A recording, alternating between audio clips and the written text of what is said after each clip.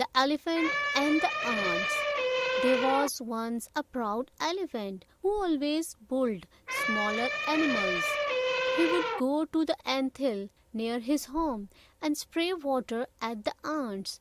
The ants, with their size, could do nothing but cry. The elephant just laughed and threatened the ants that he would crush them to death. One day the ants had enough and decided to teach the elephant a lesson. They went straight into the elephant's trunk and started biting him. The elephant could only howl in pain. He realized his mistake and apologized to the ants and all the animals he bullied.